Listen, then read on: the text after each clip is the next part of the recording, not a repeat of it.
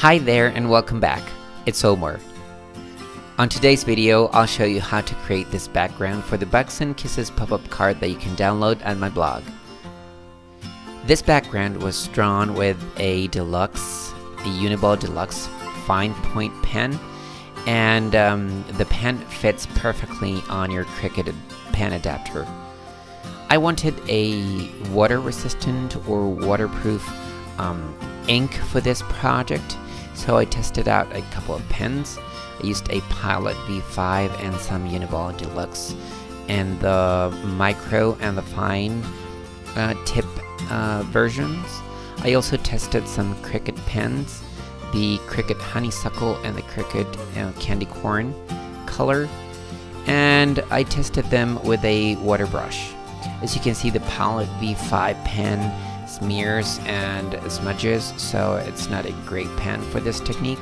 You can always use the Pilot V5 pen if you're going to use your Cricut markers, but for watercolors you just don't want to do that.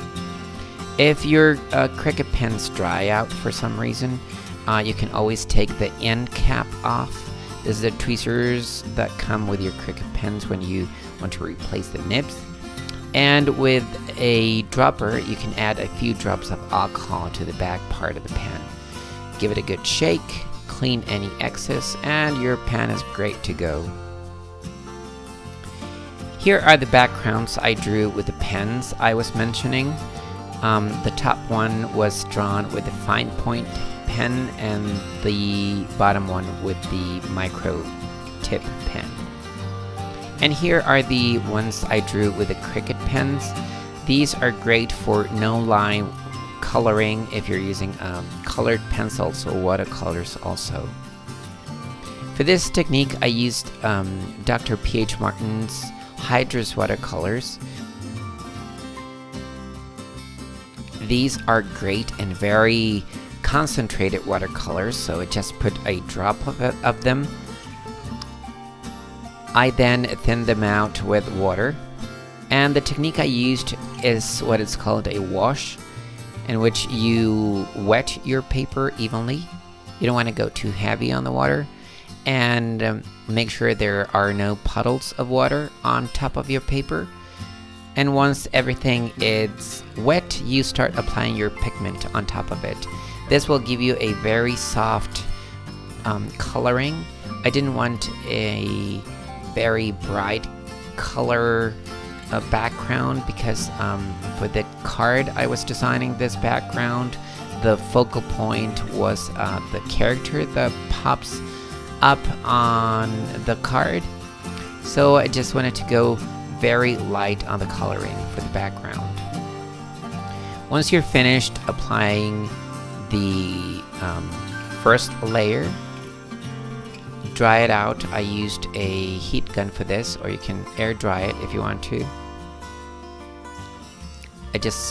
I'm just very impatient and I don't want to wait. And once it's dry, you have to mix just a little bit of the charcoal black and the viridian green to make kind of like a shadow color, and start applying your shadows. I decided my light was coming from the top left corner. I kind of always do that. And then I applied the darker color on the back of the hills and on the right part of the hills.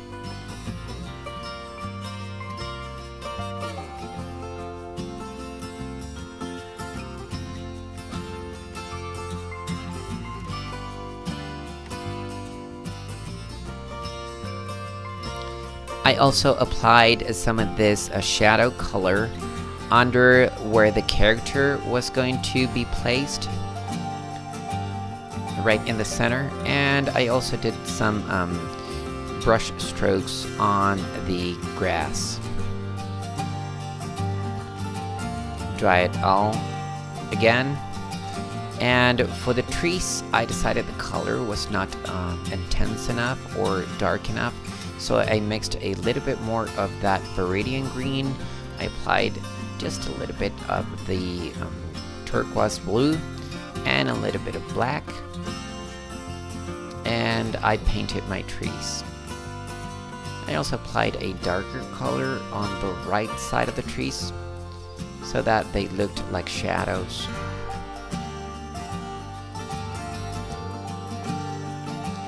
Dry it out and start working on your sky. So wet your paper. Make sure no color goes inside the clouds. You want the top part of the clouds to be very white. So make sure not to wet the top of the clouds. And then start picking up some pigment and apply it on top of the wet paper. Be careful not to paint the top part of the clouds.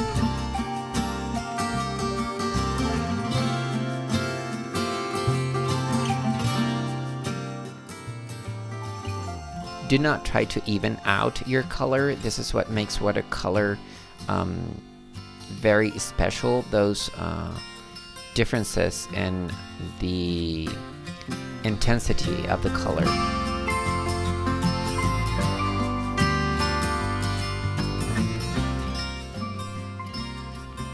And once I was done, I decided my shadows on the hills were not dark enough, so I put some of that blue wash on my hill shadows. This kind of gives it, you know, a more cohesive look. Dry your sky out and finish up the clouds. For the clouds, you just want to wet the lower part of the clouds and start applying your charcoal black. If you go too heavy on the black, you can always pick up some water and kind of thin it out. And you can even dry your brush and pick some of that color and take it out of the paper. For the clouds on the left side of your project, make sure not to go over the lines. You just want to apply color underneath those lines. Do the bottom part first, and then do the middle, and finally do the top. Remember to leave the top of every piece of cloud white. That will give definition and will differentiate all the cloud clusters that you can see there.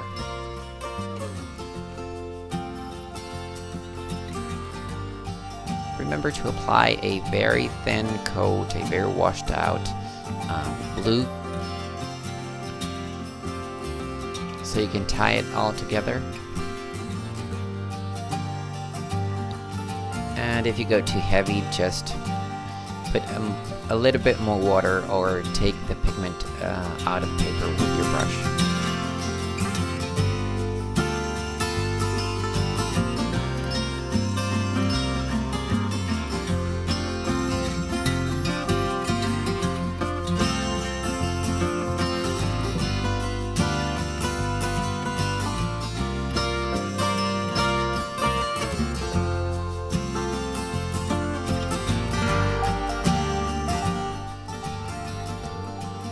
Now when I was done coloring, I decided my colors were too on the cool side, so I decided to take a real brush color marker, a beige color, and I added some beige accents here and there, mostly on my highlights.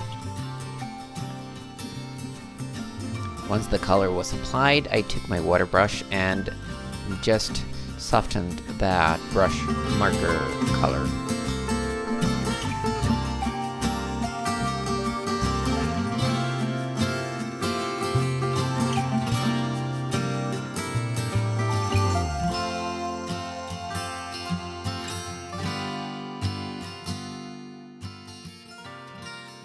Dry everything out, and if you want to go the extra mile, take a very fine point marker and just go over the lines very roughly This will give you a kind of like a sketch look for your background.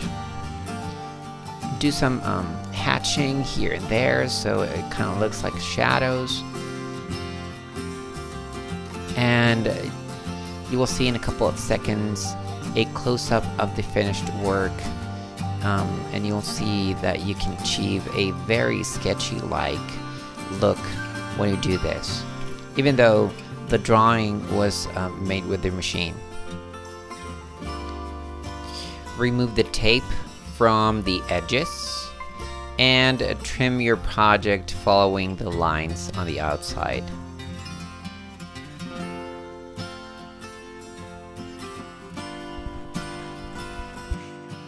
Here's a close-up of the sketchy lines that you just drew. As you can see, you can achieve a very organic look with these lines. Remember, this background is part of a bigger project, a project I called Bugs and Kisses pop-up card that you can see on your screen.